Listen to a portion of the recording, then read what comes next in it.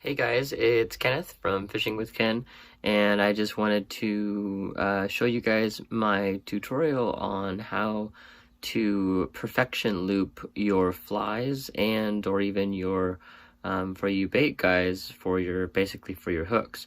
One advantage that I like about this of doing it this way is the fly or your grub or your lure, it has a chance to swing a lot more freely in the current, so it makes it look a lot more natural, I think, in the water. And as Geoff Malloway, who I learned the perfection loop from, has said, he's never had a perfection loop fail on him, so, and neither have I.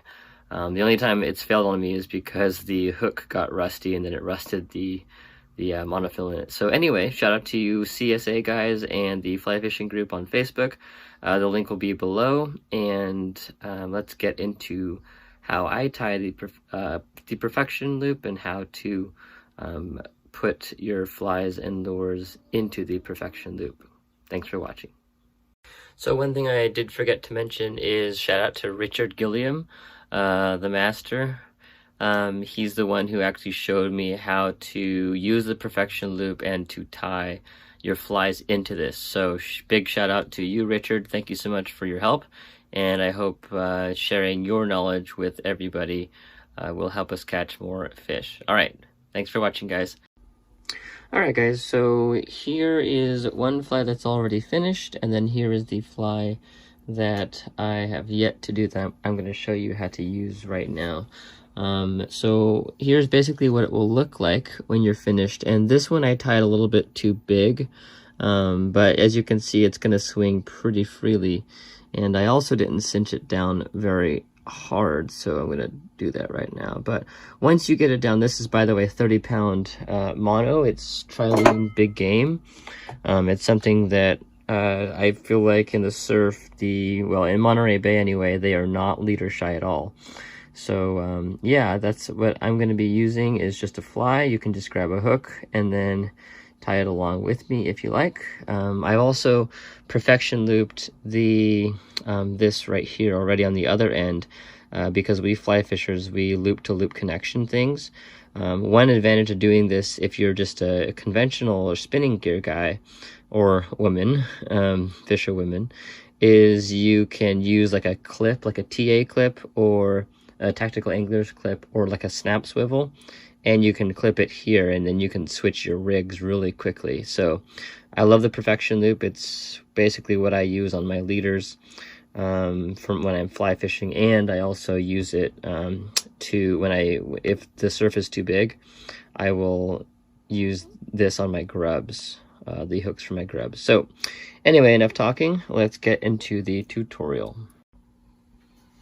Okay, so hopefully you've got your fly and you've got your leader material and you're ready to tie the perfection looped hook or fly. So if you don't know how to tie the perfection loop, you can click on the link above, but you basically start it just like a normal perfection loop. So you put your hook through first, or your fly, and just like normal, your right hand is going to go behind the left, just like so, to make the loop, and you're going to hold that with your index and your thumb on the left hand. And I'm going to make this a little bigger.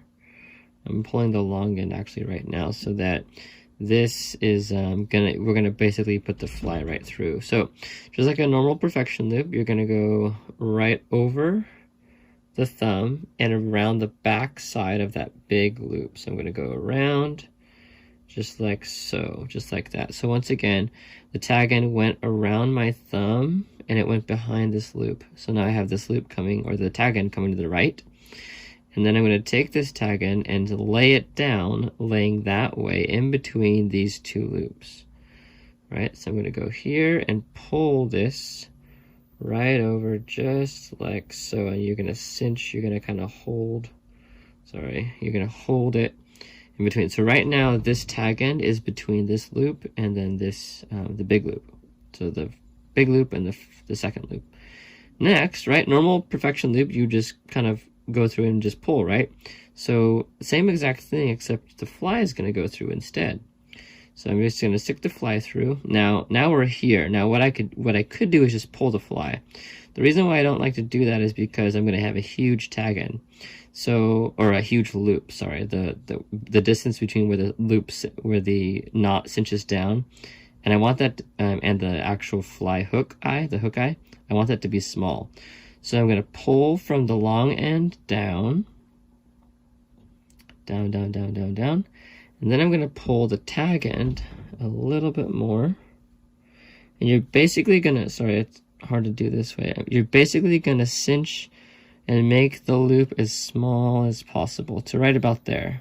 Okay, so basically I'm going to pull the fly, and my index and my thumb on the left hand are going to switch to the long end, and I'm going to hold the fly and pull in opposite directions. So we should get something like that.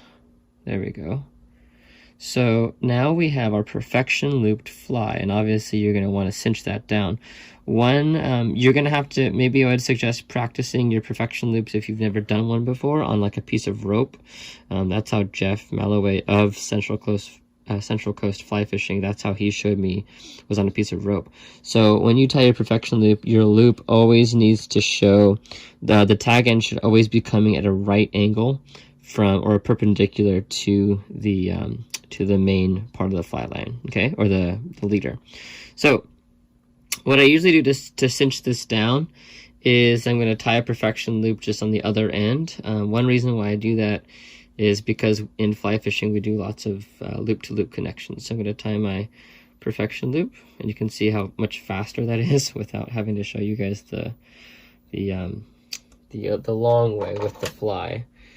Typically I can tie this in a matter of seconds because it's pretty much second nature to me now. So now I'm just basically going to hold, and again, with your perfection loops, of course, you never ever pull on the tag ends. You always pull from where your main line would be, and then from the hook. And I'm just using scissors on the hook, the smooth part, just because I don't really have anything readily available. And you could probably use something smooth, or like a pencil. I've used pencils before, but this hook eye, or the hook gap, is pretty small.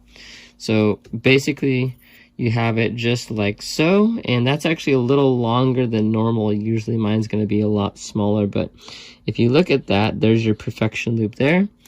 And of course you can clip off or cut off your tag ends really close. I always use a little bit, so I leave a little bit of a tag end there, but I've never really had a perfection loop fail on me.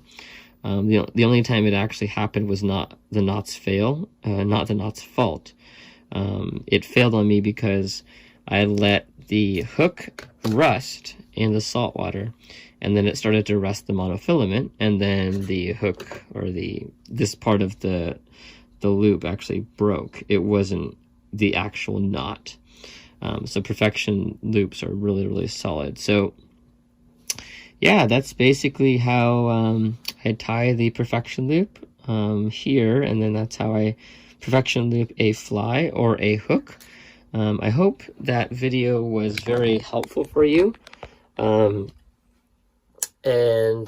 Yeah, I basically don't use any other knot when I'm fly fishing for my leader. I will use like to make the dropper loop, and I usually fish 2 flies, sometimes 3 if the perch are around.